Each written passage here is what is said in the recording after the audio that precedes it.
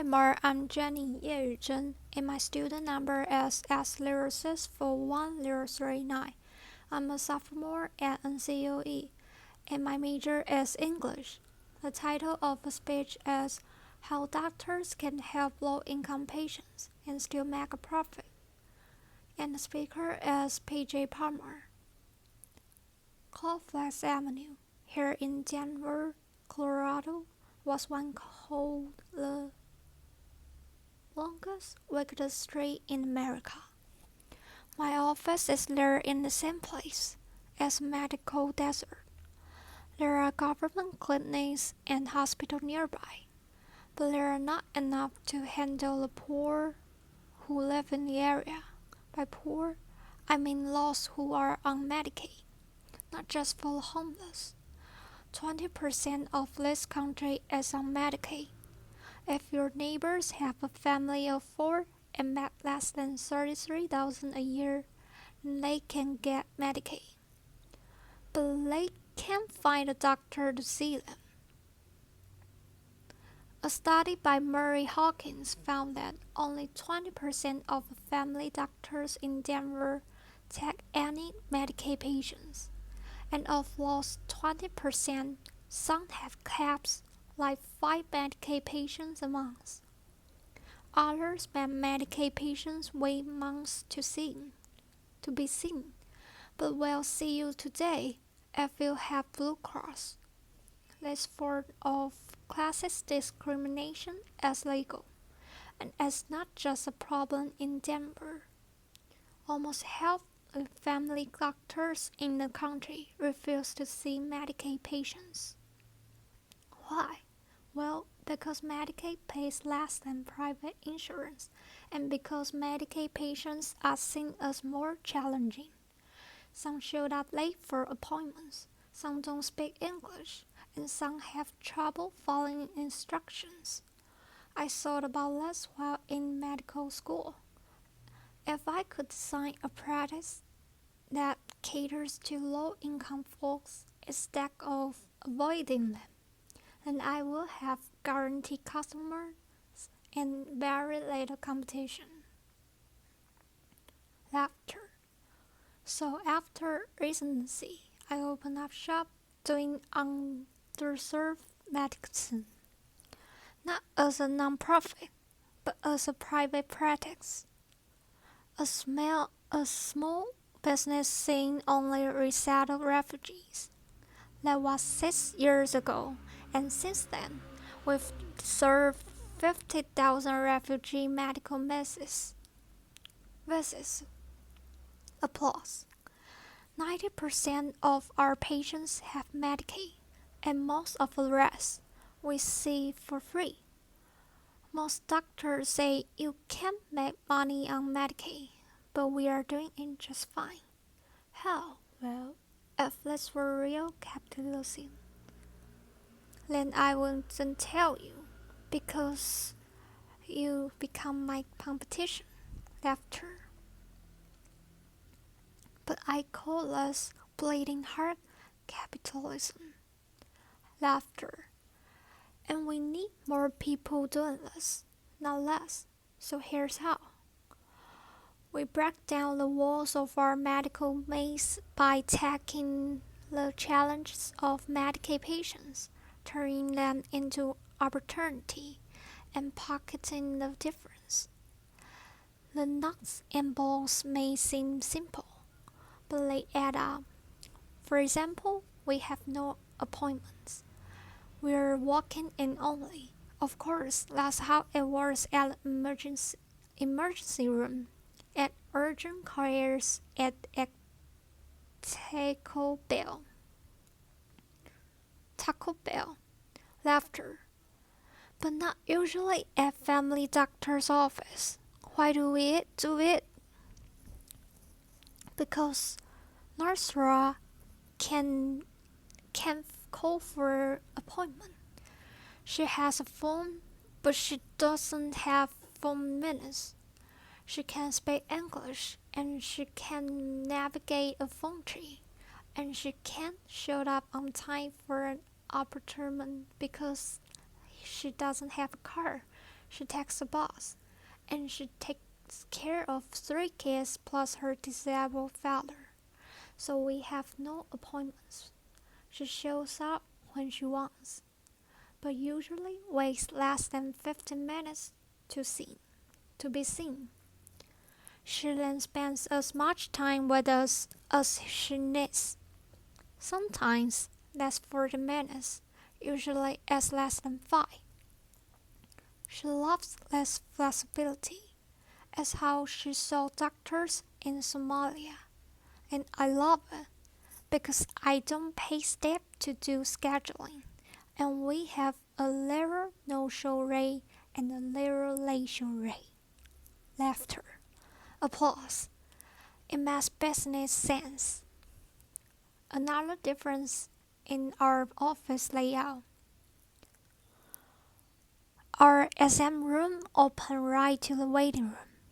Our medical provider room their own patients, and our providers stay in one room instead of alternating between rooms, cutting staff's cut costs, and increase customer satisfaction. We also hand out free medicine right from our exam room, over-the-counter ones and some prescription ones too. If Nurse Raw babies is sick, we put a bottle of children's Tylenol or amoxicillin right in her hand.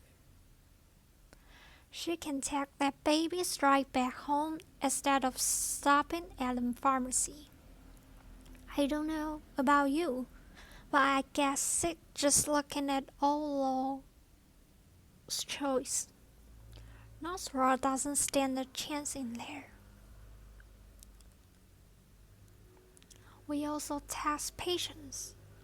We are open evening and weekends. We do home visits with drum-dead car batteries. Laughter. With customer satisfaction so high, we've never have to advertise, yet are growing at 25% a year.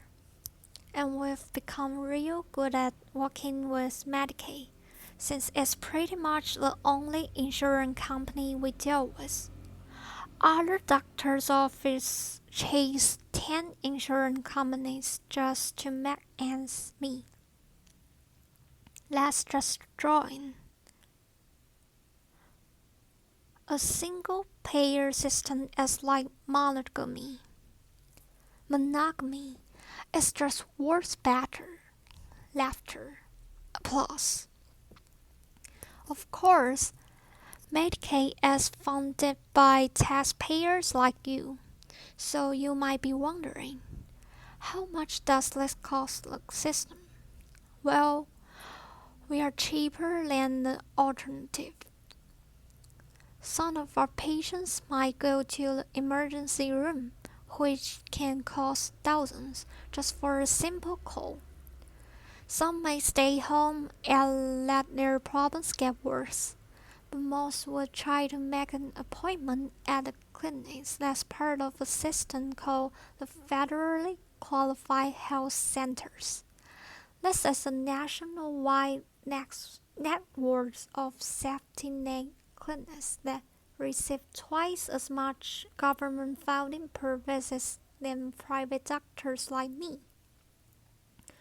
Not only they get more money, but by law, they can only be one in each area.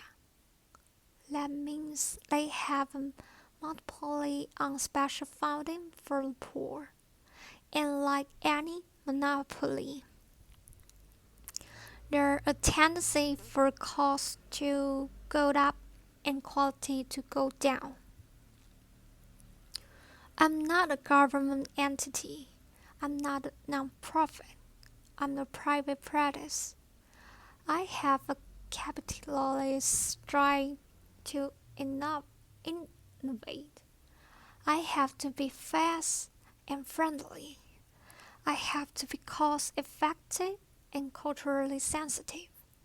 I have to be tall, dark, and handsome. Laughter. Applause.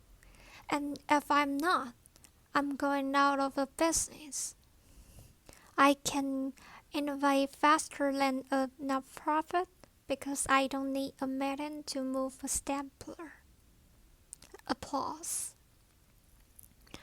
Really, none of our innovations are new or unique. We just put them together in a unique way to help low-income folks while making money. And then, instead of taking that money home, I put it back into the refugee community as a business expense. This is Mango House, my version of a medical home. In that, we have programs to feed and close to the poor, an after-school program, English classes, churches, dental, legal help, mental health, and school groups. These programs are run by tenant organizations and amazing staff, but all receive some amount of funding for profit from my clinic. Some call this social entrepreneurship. I call it social service arbitrage. Exploiting inefficiency in our healthcare system to serve the poor. We are serving 50,000 refugees a year as in costs than where else they would be going. Of course, there are downsides to doing less as a private business rather than a non-profit or a government entity. There's taxes and legal exposures. There's changing Medicaid rates and specialists who don't take Medicaid. And there's bump stress. Notice there's no apostrophes, as like we were going to blow up all you refugees. Laughter. We were going to blow up all you refugees. But then we went to your English class instead. Laughter. Applause. Now you might be thinking, this guy's a bit different. Laughter. Uncommon. Laughter. A communal narcissist. Laughter. A unicorn, maybe, because if this was so easy, then other doctors would be doing it. Well, based on Medicaid rates, you can do this in most of the country. You can be your own boss, help the poor, and make good money doing it. Medical folks, you wrote on your school application essays like you wanted to help those less fortunate, but then you had your idealism beaten out of you in training. Your creative bred out of you. It doesn't have to be that way. You can choose underserved medicine as a lifestyle specialty, or you can be a specialist who cuts costs in order to see low-income folks. And for the rest of you who don't work in healthcare, what did you write on your applications? Most of us wanted to save the world, to make a difference. Maybe you've been successful in your career, but are now looking for that meaning. How can you get there? I don't just mean giving a few dollars or a few hours. I mean, how can you use your expertise to innovate new ways of serving others? It might be easier than you think. The only way you're going to bridge the underserved medicine gap is by seeing it as a business opportunity. The only way we are going to bridge the inequality gaps is by recognizing our privileges and using them to help others. Applause.